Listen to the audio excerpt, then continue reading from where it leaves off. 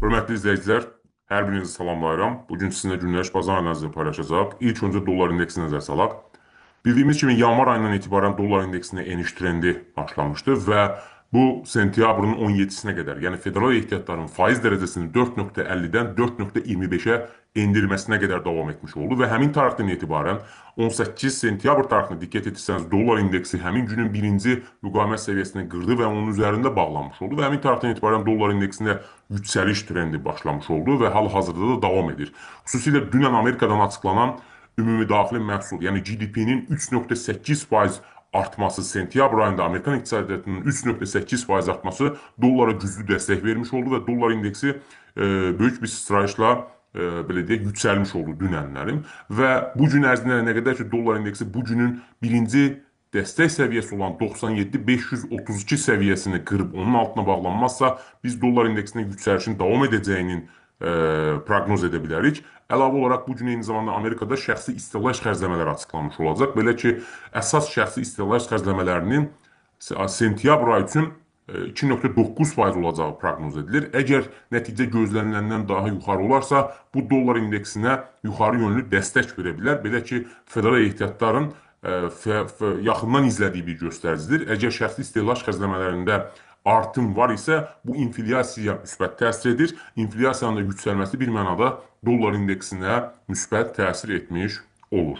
Hörmətli izləyicilər, bir digər maliyyətimiz avro-dollar valyuta cütlüyüdür. Avro-dollar valyuta cütlüyü də diqqət etirsəniz artıq 18 sentyabrdan etibarən bir mənada eniş trendinə keçmiş oldu və hal-hazırda da avro-dollar valyuta cütlüyündə eniş davam edir və nə qədər ki, gün ərzində bu günün birinci müqavimət səviyyəsi olan 1.17315 səviyyəsi qırılıb, onun üzərində bağlanmazsa, biz avro-dollar valyuta cütlüyündə enişin davam edəcəyini proqnoz edə bilərik. Əlavə olaraq, hörmətli izləyicilər, bildiğimiz kimi Avropa Mərkəzi Bankının faiz dərəcəsi 2.4%-dir. Federal ehtiyatların faiz dərəcəsi isə 4.25%-dir. Əslində, Amerikada faizlər yüksək, Avropada isə faiz aşağıdır. Belə olan halda avronun yüksəlməsi üçün hər hansı bir fundamental səbəb yox idi. Avronun yüksəlməsinin başlı səbəbi dolların dəyər itirməsidir. Yəni dolların ucuzlaşması idi ki, bu da bir mənada artıq sonlanmış kimi görünür və avro-dollar valyuta cütlüyündə eniş trendi başlamışdır və eniş trendi qeyd etdiyimiz kimi günlər üzrə nə qədər ki həmin günün birinci müqavimət səviyyəsini qırıb onun üzərində bağlanmazsa, biz avro-dollar valyuta cütlüyündə enişin davam edəcəyini proqnoz edə bilərik.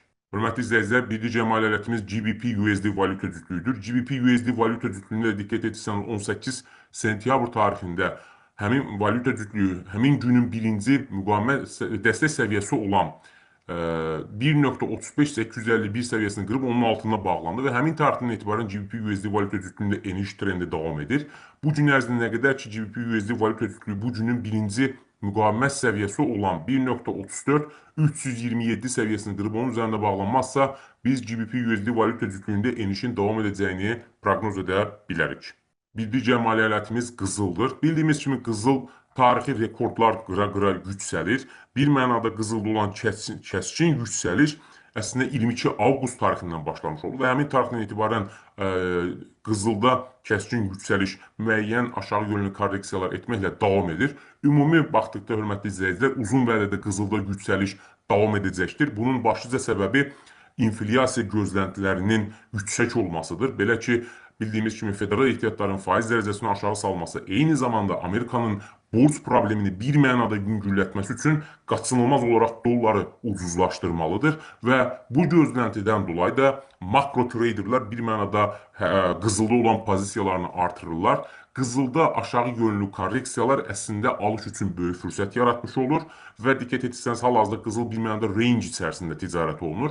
Lakin qeyd etdiyimiz kimi nə qədər ki qızıl gün ərzində həmin günün birinci müqavimət səviyyəsi olur. Məsələn, bu gün üçün bu günün birinci müqavimət səviyyəsi olan 3766 dollar səviyyəsini qırıb onun üzərində bağlanarsa, əslində bu qızılda alış siqnalıdır və qeyd etdiyimiz kimi nə qədər ki qızılda aşağı yönlü korreksiyalar olursa, bu əslində qızılda yüksəliş üçün, pozisiya açmaq üçün müsbət bir mövqe ola bilər. Eyni zamanda, hörmətli izləyicilər, qızılın qiymətinin təxminən 4000 dollara qədər yüksələcəyi proqnoz edilir.